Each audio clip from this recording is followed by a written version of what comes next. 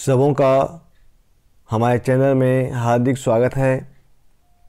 आज यह 50 objective question के इतिहास का तीसरा पार्ट है, जिसके सही प्रश्न अति ही महत्वपूर्ण तथा उपयोगी है, जो 12वीं की वार्षिक परीक्षा तथा अन्य सभी प्रतियोगी परीक्षाओं में बार बार पूछे जाते हैं। इसलिए इस वीडियो को शुरू से अंत तक अवश्य देखेंगे तथा जो चैनल पर नए जुड़े हैं वे चैनल को लाइक और सब्सक्राइब अवश्य कर देंगे, ताकि आने वाले वीडियो का नोटिफिकेशन आपको मिलता रहे। इसके साथ ही साथ जो चैनल पहले से भी हैं वो एक बार लाइक कर देंगे और कमेंट लिख देंगे, ताकि हमें अपने कमी का एहसास हो और उसको हम पूरा कर सकें। तो आज के इस वीडियो का पहला प्रश्न है, गुप्त काल में कौन चीन यात्री भारत आया था? इसका उत्तर है फाहियान। अगला प्रश्न है, शक संवत कब प्रारंभ हुआ था, क्या गया? जिसका उत्तर आएगा 78 ईस्वी में। अगला प्रश्न है, कंस का राज्याभिषेक कब हुआ था? इसका उत्तर है 78 ईस्वी में। यानी जिस वर्ष शक संवत प्रारंभ हुआ उसी वर्ष कंस का राज्याभिषेक भी हुआ था। अगला प्रश्न है, हर्यक वंश के संस्थापक कौन थे? इसका उत्तर है बिंबिसार। अगला प्रश्न है, किस शासक के सिक्के पर उन्हें बीना बजाते हुए दिखाया गया है? इसका उत्तर है समुद्रगुप्त। अगला प्रश्न है, ऋग वैदिक कालीन लोग किसकी पूजा करते थे? इसका उत्तर आएगा प्रकृति की, नेचर का। अगला प्रश्न है, मालती माधव का रचना किसने किया था? इसका उत्तर आएगा भभूति ने। अगला प्रश्न है, कादम्बरी ग्रंथ की रचना कार कौन थे? इसका उत्तर आएगा बाणभट्ट। अगला प्रश्न है, तृतीय बौद्ध संगीति का आयोजन कहाँ हुआ? इसका उत्तर आएगा पाटलिपुत्र में। अगला प्रश्न है, जैन धर्म के 24वें तीर्थंकर कौन थे? इसका उत्तर है महावीर स्वामी। जैन धर्म के 24वें तीर्थंकर महावीर स्वामी थे, जबकि 23वें तीर्थंकर पार्श्वनाथ थे, इसलिए इसका सही उत्तर आएगा महावीर स्वामी। अगला प्रश्न है, स्तूप का संबंध किस धर्म से है? इसका उत्तर है बौद्ध धर्म से। अगला प्रश्न, हीनयान तथा महायान का संबंध किस संप्रदाय से है? इसका उत्तर है बौद्ध धर्म। बौद्ध धर्म आगे चलकर दो समुदाय में बंट गया, एक हीनयान दूसरा महायान। तो बौद्ध धर्म का से ही संबंध है हीनयान और महायान का। अगला प्रश्न है, श्वेतांबर और दिगंबर का संबंध किस समुदाय से है? इसका उत्तर है जैन धर्म से। जैन धर्म आगे चलकर दो भागों में बंट गया था, श्वेतांबर और दिगंबर में। श्वेतांबर के मानने वाले श्वेत वस्त्र पहनते हैं और दिगंबर मानने वाले वे पूरा नग्न रहते हैं। अगला प्रश्न है, प्राचीन भारत में धर्म की शुरुआत किस शासक ने की थी? तो इसका उत्तर आएगा अशोक ने। चौथी बौद्ध संगति किस शासक के शासनकाल में हुआ था? इसका उत्तर है कंस के शासनकाल में। अगला प्रश्न, महावीर के भस्म का नाम क्या था? तो इसका उत्तर है वर्धमान। अगला प्रश्न, जैन धर्म के प्रथम तीर्थंकर कौन थे? इसका उत्तर है ऋषभदेव। ऋषभदेव जैन धर्म के संस्थापक भी थे और प्रथम तीर्थंकर भी थे, लेकिन जैन धर्म के वास्तविक संस्थापक महावीर स्वामी को माना जाता है। अगला प्रश्न है, महात्मा बुद्ध को ज्ञान की प्राप्ति कहाँ हुई? इसका उत्तर आएगा बोध गया। महात्मा बुद्ध को बोध गया में फाल्गु नदी के तट पर बोधि वृक्ष अर्थात पीपल वृक्ष के नीचे ज्ञान की प्राप्ति वैशाख पूर्णिमा के दिन हुई थी। अगला प्रश्न है, त्रिपिटक जिसके अंतर्गत सूत पिटक, विनय पिटक तथा धम्म पिटक आते हैं का संबंध किससे है? इसका उत्तर आएगा बौद्ध धर्म से। अगला प्रश्न है, बुद्ध के बचपन का नाम क्या था? उत्तर आएगा सिद्धार्थ। अगला प्रश्न, बौद्ध धर्म के प्रमुख ग्रंथ का नाम क्या था है? तो इसका उत्तर आएगा त्रिपिटक। यही बौद्ध धर्म के प्रमुख ग्रंथ हैं, जिसमें सूत पिटक, विनय पिटक और अभिधम्म पिटक आते हैं। तो इस तीनों को मिलाकर त्रिपिटक कहा जाता है और यही प्रमुख ग्रंथ थे बौद्ध धर्म के। अगला प्रश्न, ऋग्वेद में शिव को क्या कहा गया है? इसका उत्तर आएगा रुद्र। अगला प्रश्न है, मुगल वंश के संस्थापक कौन थे? उत्तर आएगा बाबर। अगला प्रश्न, मुगल वंश की स्थापना किस युद्ध के बाद हुई? इसका उत्तर है पानीपत के प्रथम युद्ध के बाद। पानीपत का प्रथम युद्ध 1526 में हुआ था और इस युद्ध के बाद ही 1526 में ही बाबर ने लोदी वंश के अंतिम शासक इब्राहिम लोदी की हत्या कर मुगल वंश का नींव रखा था। अगला प्रश्न है, मुगल वंश का महान शासक कौन था? इसका उत्तर आएगा अकबर। अगला प्रश्न है, अकबर के ने कौन सा नया धर्म चलाया? इसका उत्तर है दीन इलाही। अकबर ने एक नया धर्म चलाया था, दीन इलाही, जो सही धर्मों का सार था। अगला प्रश्न है,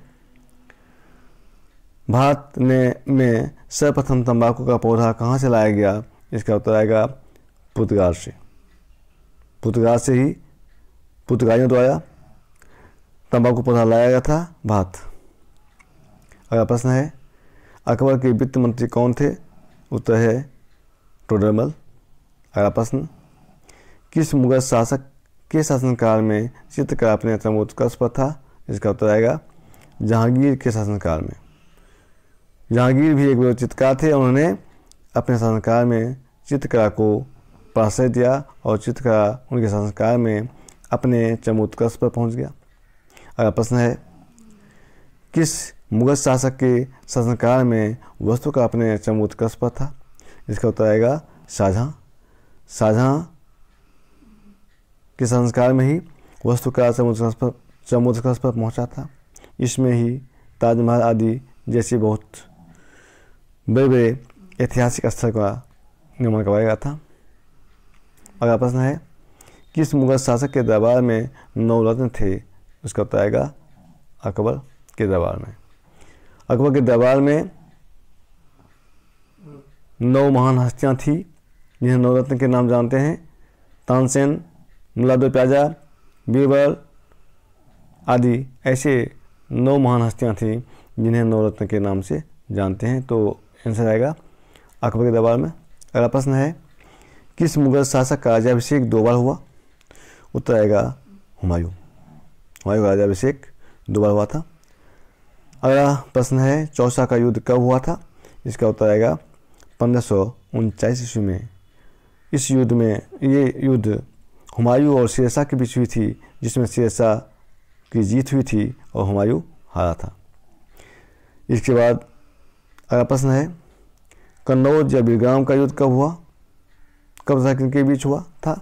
इसका उत्तर आएगा 1547 ईस्वी में हुमायूं और शेरशाह के बीच।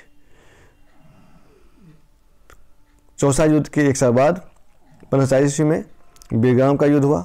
इसमें भी हुमायूं और शेरशाह के बीच युद्ध में हुमायूं की हार हुई थी, शेरशाह जीता था और हुमायूं को दिल्ली छोड़कर भागना पड़ा था।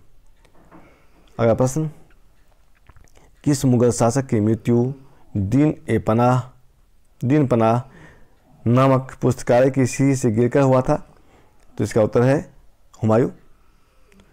हुमायूं की मृत्यु पुस्तकालय दीन पनाह नामक पुस्तकालय की सीढ़ी से गिरकर हुआ था और इस बारे में कहा जाता है इनका जीवन भी लड़खड़ाता रहा और इनकी मृत्यु भी लड़खड़ाती हुई, यानी उसी से गिरकर लड़खड़ाते हुई और उनकी मृत्यु हो गई। अगला प्रश्न है, अकबर का राज्याभिषेक कब किया गया? उत्तर आएगा 1556 ईस्वी में। इस समय इसकी आयु मात्र 14 वर्ष थी। ये इस आयु में ही राज्याभिषेक इनका हुआ था और इनका शासन में सहयोग के लिए इनके संरक्षक थे बैरम खां। उनके सहयोग से यानी बैरम खां ही शासन चाहते थे अल्पायु में। अगला प्रश्न है, किस मुगल शासक की माता हिंदू थी? तो इसका उत्तर है जहांगीर और शाहजहां। ऐसे 2 मुगल शासक थे जिनकी माता हिंदू राजकुमारी थी। अगला प्रश्न, किस मुगल शासक को जिंदा पीर के नाम से जाना जाता है? इसका उत्तर आएगा औरंगजेब।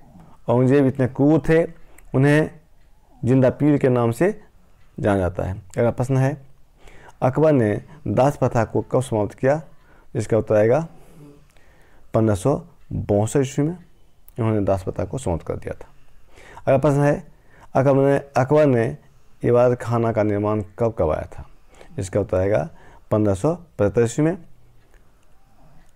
अकबर ने सभी धर्मों के मौलवियों, मुल्लाओं आदि धार्मिक व्यक्तियों को बुलाकर इबादत खाना में ही उस पर चर्चा होती थी, सभी धर्मों के विषयों पर चर्चा होती थी। यह निर्माण उन्होंने 1575 में करवाया था। अगला प्रश्न है, दीन इलाही धर्म मानने वाला प्रथम तथा अंतिम हिंदू शासक कौन था? इसका उत्तर आएगा राजा बीरबल। ये दीन इलाही धर्म मानने वाले प्रथम और अंतिम शासक थे और फिर ये मात्र एक यही थे और कोई दूसरा नहीं थे बस। तो इसलिए इनको प्रथम और अंतिम हिंदू शासक कहा जाता था जो कि दीन इलाही धर्म मानते थे। अगला प्रश्न है, दीन इलाही धर्म का प्रधान पुरोहित कौन था? इसका उत्तर आएगा अकबर। अगला प्रश्न है, पानीपत का द्वितीय युद्ध 1556 ईस्वी में किनके बीच हुआ था? इसका उत्तर है अकबर तथा हेमू के बीच। अगला प्रश्न, अकबर ने हिंदुओं पर से जजिया कर कब समाप्त किया? इसका उत्तर आएगा 1564 ईस्वी में। अगला प्रश्न है, अकबर के बचपन का नाम क्या था? इसका उत्तर है जलाल। अगला प्रश्न, जहांगीर ने किस सिख गुरु को फांसी दिलवाया था? तो इसका उत्तर है सिखों के 5वें गुरु अर्जुन देव को। अगला प्रश्न, औरंगजेब ने सिख के किस गुरु का कत्ल करवाया था? तो इसका उत्तर है सिखों के 9वें गुरु गुरु तेग बहादुर को इन्होंने कत्ल करवाया था। नेक्स्ट, शामूगढ़ का युद्ध 29 मई 1658 ईस्वी में किनके बीच हुआ था? इसका उत्तर है दारा और औरंगजेब के बीच। ये गद्दी का युद्ध था दो भाइयों के बीच। इसमें दारा और औरंगजेब के बीच में युद्ध हुआ था और दारा की हत्या कर दी गई थी। अगला प्रश्न है, 18 जून 1576 ईस्वी में हल्दी घाटी का युद्ध किनके बीच हुआ? इम्पोर्टेंट है, बहुत ही इम्पोर्टेंट है। इसे उत्तर आएगा अकबर और महाराणा प्रताप के बीच हुआ था हल्दी घाटी का युद्ध। अगला प्रश्न है, हुमायूंनामा की रचना किसने किया? इसका उत्तर आएगा गुलबदन बेगम ने हुमायूंनामा की रचना किया था। तो इस प्रकार से 100 प्रश्नों का ये सीट पूरा हुआ और आप समझसे आशा करते हैं कि जो लाइक सब्सक्राइब नहीं किए हैं एक बार अंत में फिर रिक्वेस्ट है कर दीजिए उसको, और आगे आने वाला वीडियो आप पुनः देखिएगा। मैं बहुत जल्द ही इतिहास का तीसरा पार्ट फिर दे रहा हूँ, चौथा पार्ट दे रहा हूँ। धन्यवाद।